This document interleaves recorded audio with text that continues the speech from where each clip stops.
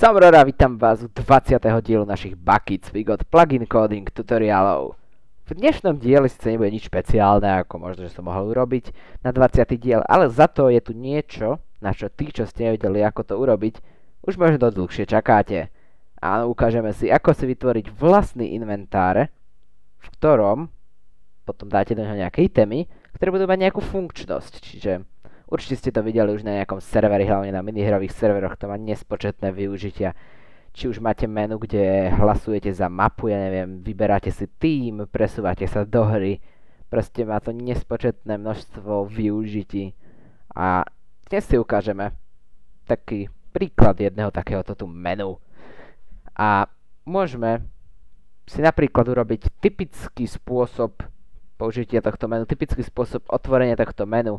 A to kliknutím itemu, ktorý máte v inventári. Napríklad, predstavme si, že... nechcem napísať. Predstavme si, že... Neviem, napríklad máme menu nejakých akcií a bude proste... Typicky je kompas na výber hier, ale uvidíme, čo dáme my. On player interact, klasika, player interact event klasický event, nič výnimočné pre tých, čo vedia už takéto veci kódovať, teda to by ste mali vedieť, keď už ste v tomto dieli. A samozrejme otestujeme, akým itemom, to vlastne klikáme do .getType. Ak sa getType rovná napríklad materiál. Čo si dáme? Dáme si niečo také zaujímavé. Napríklad čestka. Presne tak. Tak samozrejme môžeme cancelnúť event, aby sme tú čestku nepoložili. A však urobíme ešte jednu ďalšiu podstatnú vec. A to takú podstatnú vec, že vytvoríme inventár. Dáme si inventory, čo je objekt inventáru, napríklad inv. Takže vytvárame si nový inventár, týmto tu. Bude premenna, v ktorej bude uložený náš inventár. A náš inventár získame pomocou bucket.createInventory, čiže vytváranie inventáru. Owner je vlastne majiteľ inventáru, alebo vlastne koho je to inventár. A však my nechceme, aby bol niekoho, čiže dáme nulu. Čiže nič, alebo neznáma, alebo preložte si to ako chcete. Potom je tu veľkosť inventáru. Toto číslo musí byť aspoň 9 a musí byť deliteľné 9, neviem po koľkatku to ide, neskúšal som. Ale my si dáme 9, čo je klasický jednoriadkový inventár, 9 slotov široký. A je to preto, lebo v podstate neviete vytvoriť inú veľkosť, pokiaľ si neurobíte inventár hopperu, alebo tak. Alebo toto je v podstate inventár hráča, alebo inventár čestky. Taká veľkosť. A inventár hopperu to si musíte keď tak nájsť niekde sami, lebo ja v tomto tutoriále nebudem ukazovať, ako robiť inventáre niečoho iného ako v podstate takýto hráčský lomeno čestkovský. A nazveme si ho napríklad menu. To je taký výstižný názov menu. Proste iba menu. A môžeme si teraz urobiť nejaký item. Napríklad spawn. Proste item, ktorý keď stlačíte v menu, portne vás na spawn. Dajte si new item stack. Klasika, ak neviete čo robím, pozrite sa do mojho dielu s itemami, potom si pozrite samozrejme aj pokročilé itemy, lebo aj to budeme zrejme používať. A takže urobíme si posteľ, lebo to je taký typický znak spawnu. Importujeme si správny import od org.bucket. A zoberieme item meta spawn.get item meta a importujeme túto item meta. Hej, prečo to nechce importovať? To je svinia. To je veľmi zvláštne.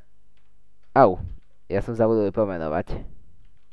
Ja aj insert som zapol. Napríklad spawn meta Tak, no, už teraz to pôjde importovať, len som zabudol dať názov.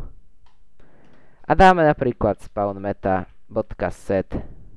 Zase to napísal. Spawn meta.set display name. Napríklad chatcolor.red, nech je to zaujímavé. Alebo viete čo, ideme sa trápiť zbytočne s chatcolormi. A dáme si proste iba spawn. A samozrejme musíme ešte priradiť späť item metu, lebo ináč by to nefungovalo. Set item meta, spawn meta. Tak, a máme náš prvý item, môžeme si to takto tu ohraničiť, že skôr takto, toto je náš prvý item. Môžeme si urobiť ešte jeden item, nech to je trošku zaujímavé. A napríklad si itemov nastavíme deň, keď chceme. Item stack. Môžete samozrejme použiť permisie a dať určité itemy iba určitým hráčom alebo zakázať kliknutia. Na to už určite sami prídete. Ak ste videli aspoň predošlé diely mojich tutoriálov a viete nejaké tie základy Javy. A jak je to clock, či jak sú tie hodinky. OK, by som si pamätal. Watch. Áno, watch. Tak. A ideme ďalej. Item meta, day meta. My tu budeme dlho vytvárať inventár, ale to sa oplatí. Day.get. Item meta, day meta.set display name. Set time to day. A samozrejme môžete pridať aj nejaký lore týmto tu itemom, čiže nejaké ďalšie vysvetlivky k tomu, čo vlastne idete stlačiť, ale to už je len na vás, ako si to vyriešite. Bože. Musí sa mi tu teraz objavovať veci. Dobre, neviem, či som to zostrihol, či som to nejak vybielil, alebo čo, ale niečo mi to muselo vyskočiť rovno teraz. To je jedno. Každopádne ste to zrejme nevideli. A pokračujeme v tutoriáli tým, že pridáme túto item metu, set item meta, day meta. Výborne. A máme to hotové. A teraz môžeme tieto dva itemy pridať do inventára, ako to hociakého iného. Inv. Zase mi tu niečo vypisuje. Inv.add item day. Alebo týmto by ste pridali item najvyššieho voľného slotu, ale my chceme nastaviť na nejaký určitý slot. Či nastavíme to napríklad na set item a napríklad na slot 0, čiže na ten prvý, si nastavíme spawn a na posledný, čiže 8, si nastavíme day.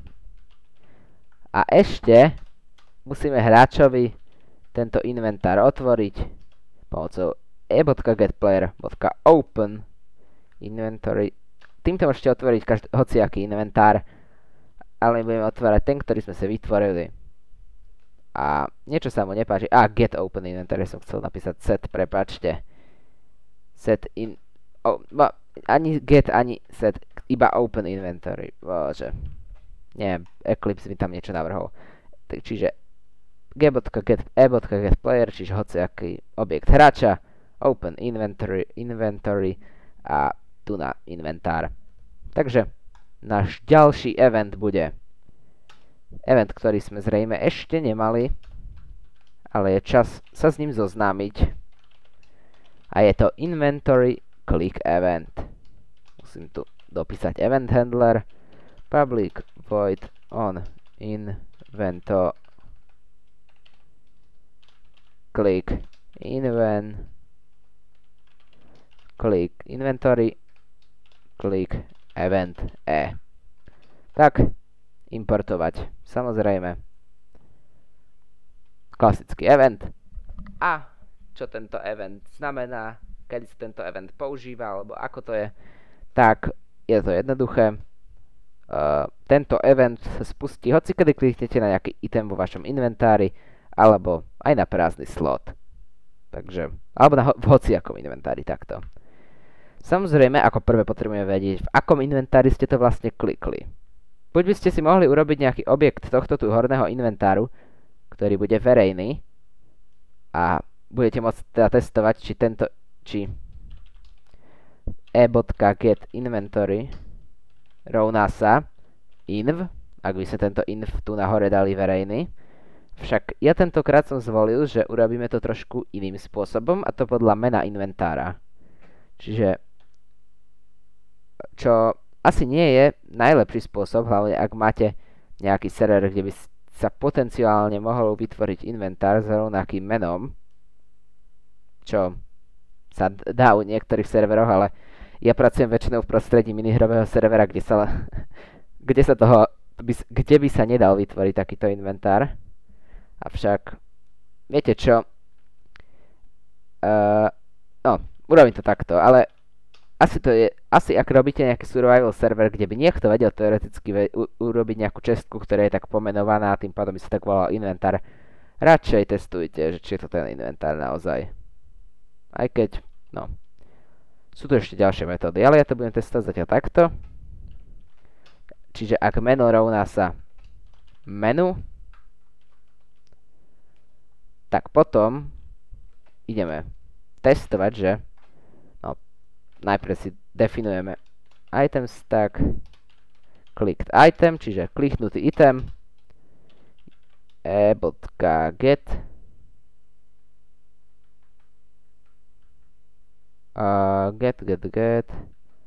get current item, počkajte.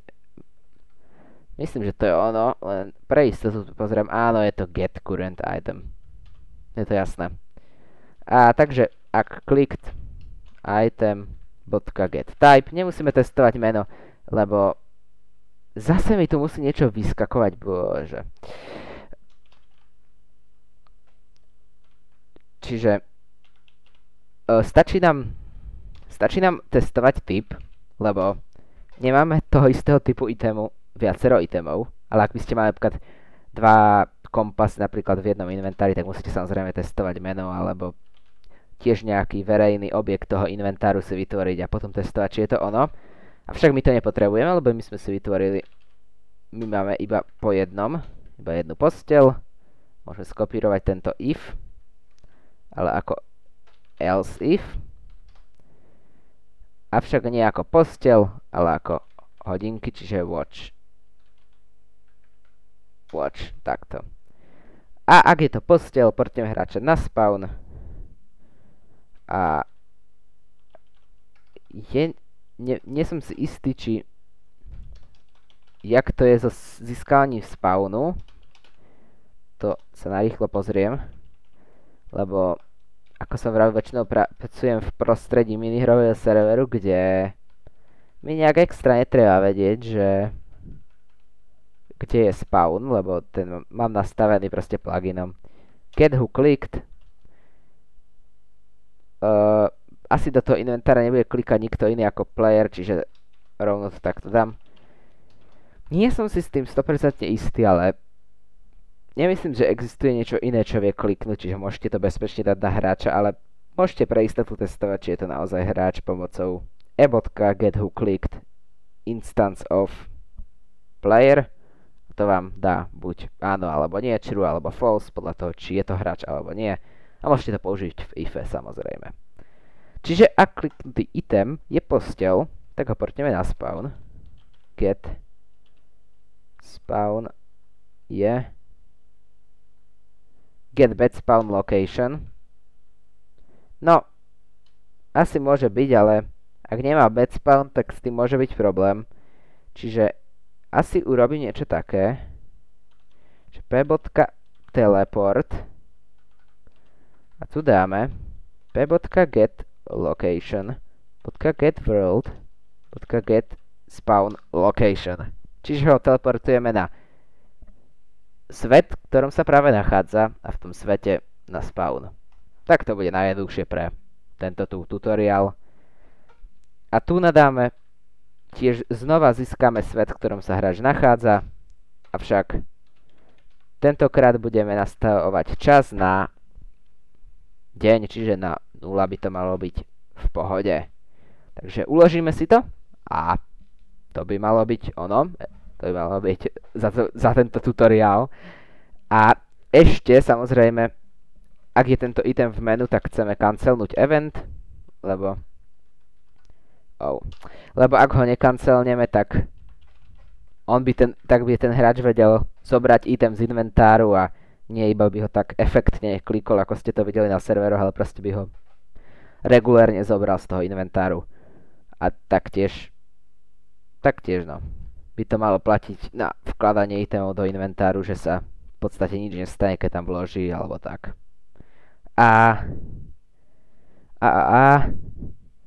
Čiže tak. A ešte pre efekt môžete zavrieť inventár potom ako klikne na item. Proste keď klikne, tak sa zavrie. Nemusíte, ak chcete dovoliť hráčovi, aby vedel v inventáriu robiť viacero veci, ale môžete.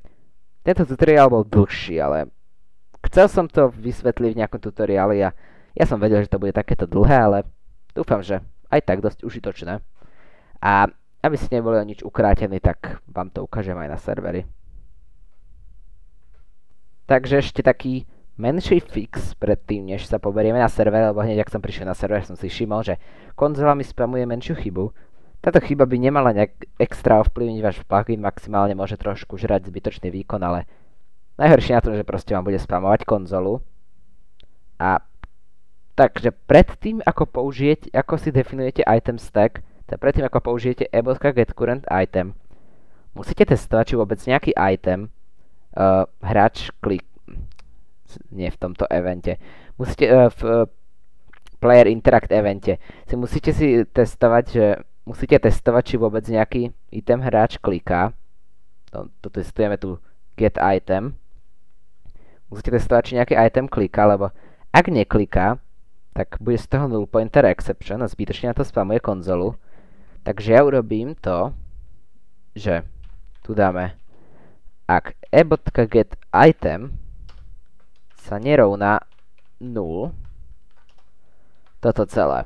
A to vám fixne všetky tieto chyby. Teda aspoň by malo, uvidíme, ale som si skoro istý, že to fixne. No taká malá vecička. No a ja keď som tiež prvýkrát robil tento event, tak sa mi to nejak prihodilo a je dobré vedieť, že takýto nulček to celé vyrieši. No, Bandicam, čo je mimochodom software, ktorý používa na nahrávanie v podstate všetkého, už tutoriálov, hry a všetkého, sa rozhodol, že zrazu mi nerozpozná Minecraft, aj keď už dnes mi ho raz rozpoznal, takže dúfam, že to nebude lagovať, ak hej, tak sa ospravedlňujem. Z tabulky z minulého dielu, avšak to nás dneska nezaujíma, dnes nás zaujíma, čo sa stane, ak klikneme čestkou. Otvorí sa inventár. Chcem ešte poznamenať, že left click, right click, všetko je rovnaké a mohli ste vidieť, že sa nepoloží. Ani keď klikneme na nejaký blok, tak sa blok nezničí. To zabezpečuje to cancelnutie eventu, čo sme robili. A čiže tak. A samozrejme, ak si pozriete o pár dielov dozadu, nájdete tam udalosti pri kliknutí itemu alebo niečo také. Tam ukazujem, ako rozoznávať, či left klikujete itemom, right klikujete, či left klikujete, right klikujete na blok, mimo bloku a tak. Avšak zaujíma nás aj tento inventár. Menu, máme tu spawn. Nič zaujímavé. Set time today. A funguje to? Prečo by to nefungovalo? Portal nás to na spawn.